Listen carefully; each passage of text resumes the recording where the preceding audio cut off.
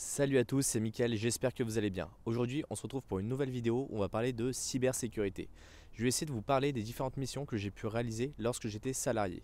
Alors si vous ne l'avez pas remarqué, effectivement, je suis revenu en France pour les fêtes de Noël, donc le décor a un petit peu changé, on n'est plus au milieu de la neige. Alors je vais commencer d'abord par les missions techniques parce que je pense que ce sont celles qui vont vous le plus intéresser. Alors sur la partie test d'intrusion, parce que c'était quand même mon métier en tant qu'auditeur technique, c'était d'être payé pour m'introduire dans les différentes sociétés. Alors quand on fait du test d'intrusion, en tant qu'auditeur pour un cabinet d'audit, on va majoritairement faire en fait des tests d'intrusion sur la partie web. C'est-à-dire qu'on est payé pour essayer de s'introduire sur un site web. Alors ça peut être des sites de e-commerce, ça peut être des sites vitrines, ça peut être tout un tas d'autres sites qui peuvent servir à des extranets par exemple. Et on va avoir deux grandes approches. C'est-à-dire que la première approche, c'est une approche qui est en boîte noire. La boîte noire, on nous donne très peu d'informations. On va nous donner en général globalement juste une URL, peut-être un nom de domaine et sûrement un port, on va dire, sur lequel l'application va fonctionner. Et après, on va voir l'approche en boîte grise où on va nous donner un identifiant utilisateur pour pouvoir se connecter. Souvent, cet identifiant utilisateur, c'est plutôt pour tester un extranet. Par exemple, si vous avez des clients qui viennent se connecter sur votre portail pour avoir accès, je sais pas, à des informations de santé, pour avoir accès à tout un tas de données, et bien potentiellement, là, on va essayer de simuler ça pour voir un petit peu jusqu'où on peut aller. Le but d'un test d'intrusion, c'est vraiment de vérifier la robustesse en fait, du système vis-à-vis du site à auditer. Et donc, dans le cas en fait, d'un test d'intrusion web, on allait en général dérouler la méthodologie OASP pour identifier les bonnes pratiques ou pour identifier les différentes vulnérabilités qu'on pouvait trouver et bien sûr les exploiter. Après, sur le test d'intrusion, on a également d'autres missions. On a des missions qui sont par exemple spécialisées dans la partie réseau. Ça, je l'ai plutôt vu dans la partie système bancaire, où en général, on nous mettait sur un réseau qui était sécurisé. Et donc, l'objectif en fait de cette test d'intrusion, c'était d'aller justement s'introduire et de changer de réseau. Donc, en général, quand on devait changer de réseau, on nous mettait sur un VLAN avec différents niveaux de sécurité. On nous demandait de basculer d'un VLAN à l'autre ou de contourner déjà les premiers filtrages. L'idée était vraiment de simuler un attaquant qui essaierait d'accéder à des données auxquelles il n'est pas censé accéder. Et si on prend par exemple le cas d'une banque, c'est quelqu'un qui vient connecter d'abord un matériel qui est extérieur à la banque, directement sur le réseau de la banque, pour essayer d'accéder potentiellement aux données des clients bancaires. Donc ça voilà, c'était des tests qu'on faisait quand même assez régulièrement, mais ça demande des compétences qui sont très très différentes entre les deux. Autant sur la partie site web, c'est bien d'avoir des compétences en développement, autant sur la partie on va dire réseau bancaire, il fallait vraiment avoir des bonnes connaissances en réseau et sur les différents mécanismes qu'on pouvait avoir sur ces éléments-là. Après, on va dire qu'il y avait également aussi d'autres intrusions qui étaient, on va dire, un peu plus exotiques. Sur la partie exotique, on a par exemple tout ce qui est équipement, on va dire industriel. Alors, on a les chaînes de production et autres, mais on va avoir également tout ce qui est lié au matériel urbain. Donc, demain, vous allez vous balader dans la rue, vous avez des panneaux d'affichage par exemple pour l'autoroute, et bien ça, c'est des choses qu'on était capable d'auditer. Mais ça fonctionne avec des protocoles qui sont très très spécifiques, et donc ces protocoles spécifiques, il faut les appréhender parce que vous n'avez pas travaillé dans ces métiers-là dans ces domaines-là pendant des années. Donc il faut que vous compreniez les protocoles, comment ils fonctionnent, quelles sont les trames qui sont envoyées. Et donc globalement, il faut avoir une bonne appréhension des réseaux et des systèmes pour vraiment comprendre comment ça fonctionne. Donc voilà, on peut se retrouver sur des choses qui étaient vraiment très exotiques, que ce soit des pompes à essence, que ce soit des panneaux d'affichage, que ce soit des contrôleurs de gestion. Voilà, il y a tout un tas de choses en fait qu'on peut régler et dont on peut s'occuper. Donc après, c'est à vous de voir comment vous voulez gérer ces choses-là et comment vous voulez les auditer. Après, un autre élément qui était très important, c'était tout ce qui était audit qui n'était pas technique. Parce que bien sûr, les auditeurs organisationnels, c'est une vraie part du métier en fait en la cybersécurité. C'est-à-dire que vous arrivez dans une société et là, vous allez faire plutôt en général un état des lieux. C'est-à-dire que vous allez donner, vous, votre vision en fait sur la cybersécurité de l'entreprise. Alors il y a plein de chapitres, il y a plein de domaines qu'on peut auditer et qu'on peut vérifier. Et en général, le premier élément qui est extrêmement important lorsqu'on essaye de faire un premier état des lieux, c'est de partir déjà d'un référentiel. Ce référentiel, ça peut être un guide d'hygiène en fait, de l'informatique, de l'ANSSI. Ils en ont fait un, il y a 42 mesures dedans. Vous les prenez une par une et en fait ça donne un peu des grandes thématiques. Et vous allez échanger avec les personnes pour savoir si elles les ont mis en place, si elles ont des process ou si elles comptent les mettre en place.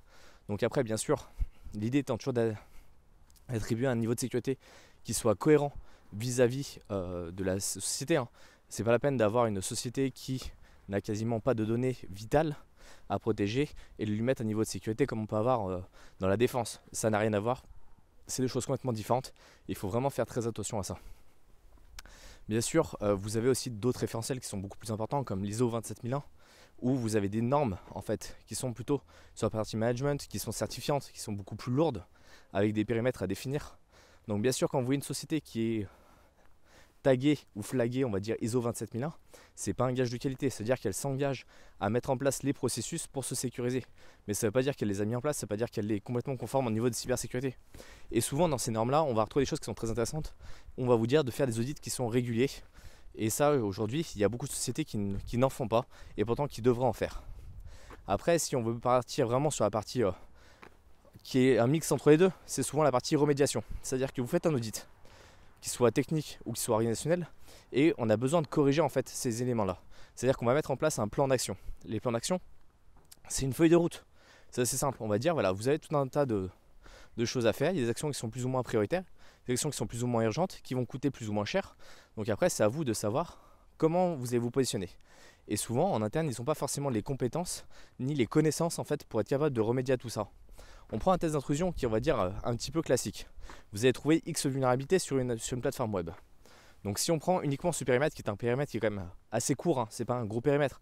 Alors que souvent quand on a des plans d'action dans les sociétés, c'est vraiment des périmètres qui sont très larges. Donc là on va dire, je sais pas, la priorité c'est d'aller corriger X nombre d'injections, aller modifier le serveur sur ces paramètres-là. Mais peut-être qu'en fait les développeurs n'ont jamais été formés à la cybersécurité. Donc là ils vont vous dire mais ok, mais comment on fait? Alors vous allez leur donner des recommandations, mais en fait dans la pratique il va falloir les accompagner et peut-être faire des tests pour vérifier que ça a bien été corrigé. Donc là vous pouvez faire des contre-audits, vous pouvez les accompagner, et en fait ça se fait vraiment sur le long terme. Vous n'allez pas pouvoir corriger en fait un niveau de sécurité à un instant T très rapidement si vous n'accompagnez pas les personnes à une démarche qui leur permettra d'évoluer en cybersécurité sur le long terme. Et ça c'est extrêmement important parce que beaucoup de personnes l'oublient. Mais si on part sur la partie audit technique, on a également les scans de vulnérabilité qui sont des outils qui sont totalement automatisés, qu'on peut passer sur un grand périmètre pour identifier un maximum de vulnérabilités. La différence avec le test d'intrusion, je vous le rappelle, j'avais fait une vidéo complète sur le sujet, mais globalement c'est qu'en fait le test d'intrusion vise à mesurer la robustesse du système vis-à-vis d'un attaquant qui souhaiterait pénétrer sur le système, et le scan de vulnérabilité c'est uniquement pour identifier un niveau de sécurité qui est souvent assez approximatif, mais qui peut être fait sur un très gros périmètre. Vous pouvez difficilement, sans avoir des budgets qui sont colossaux, faire un test d'intrusion sur 800 serveurs, alors qu'un scan de vulnérabilité, c'est tout à fait possible et c'est tout à fait envisageable. Et ça donne souvent lieu à des rapports qui sont totalement automatisés, et ça permet de voir un peu l'évolution sur le long terme. Dans les audits aussi, qui sont également très courants en général, on retrouve l'audit de configuration. L'audit de configuration, on va prendre un référentiel, et on va voir à quel point vous êtes conforme vis-à-vis de ce référentiel-là. C'est pas une vue qui est technique, c'est pas une vue qui va vous donner qui va vous dire si vous êtes résistant ou pas à une intrusion. On va juste vous dire vous êtes référentiel, vous êtes conforme à tant de pourcents vis-à-vis de ce référentiel-là. Les référentiels, il y en a plein. Vous pouvez trouver celui de l'ANSSI, vous pouvez trouver des SIG, qui est un guide des référentiels de l'armée américaine. Vous pouvez trouver ceux des constructeurs. Et après, l'idée, c'est juste de trouver celui qui sera le plus approprié au périmètre qui va être audité. Que ce soit un Active Directory qui permet de faire l'authentification et l'identification de toutes les entités, on va dire, sur le réseau, si on peut faire ça de manière très simple. On peut également faire ça sur des switches, on peut faire ça sur des pare-feux, on peut faire ça sur des architectures un petit peu plus complexes. Et après, on peut coupler ça avec un audit d'architecture qui est une vue beaucoup plus macro. L'audit de configuration, c'est vraiment, on va prendre un équipement, on extrait sa configuration, on va lire la configuration directement sur la machine et on va identifier les différentes défaillances qu'il pourrait y avoir et donner des recommandations. Mais c'est toujours vis-à-vis d'un référentiel. On ne donne pas une vue de l'auditeur. En général, ils aiment bien l'avoir, mais globalement, ce n'est pas ce qu'on attend dans le rapport. Et après, on va avoir l'audit d'architecture. Et l'audit d'architecture, c'est une vue qui est beaucoup plus macro. Donc, on va identifier les différents éléments, savoir s'ils sont bien positionnés, savoir s'ils sont bien configurés, pour éviter, par exemple, que certains utilisateurs puissent passer et accéder à Internet sans passer, par exemple, par le proxy principal de la société. Donc, on voit que c'est des éléments qui sont complètement différents. On a des missions qui sont techniques, d'autres très techniques, des missions qui sont organisationnelles, d'autres qui le sont moins. Et en fait, dans des cabinets d'audit qui font un petit peu tout, ça vous permet d'avoir une vue qui est la plus globale possible et en fait de justement pouvoir découvrir un petit peu tous ces métiers, voir où voulez vous spécialiser. Mais globalement, quand vous faites du test d'intrusion, vous devez être capable de faire de l'audit de configuration et de l'audit d'architecture, comprendre comment on fait des états des lieux, savoir en faire. Vous n'êtes pas forcément être obligé d'être des experts en fait dans cette partie normative, même si je sais qu'il y en a beaucoup qui la détestent. Mais en fait, en comprenant le fonctionnement des normes, vous serez beaucoup plus à même de pouvoir donner des recommandations qui seront applicables et appliquées par les différentes sociétés. Donc j'espère que vous avez aimé cette vidéo. Pensez à vous abonner, pensez à mettre un pouce bleu. Et si jamais vous débutez dans le milieu de la cybersécurité, je vous invite tout de suite à aller récupérer le guide qui est disponible directement dans la description. C'est également très important d'avoir des bonnes bases en cybersécurité. Comme je vous le disais, les domaines se croisent assez régulièrement. Donc pensez à apprendre les compétences de base qui sont utiles dans toutes les sociétés. N'apprenez pas des choses qui sont extrêmement techniques parce que ça ne vous servira pas dans le monde de la société. C'est vraiment, on cherche des gens qui ont une ouverture d'esprit, qui sont capables de comprendre le fonctionnement des systèmes et qui sont capables de les sécuriser. Chose que peu de personnes sont capables de faire à l'heure actuelle. Je vous retrouve dans une prochaine vidéo. Salut!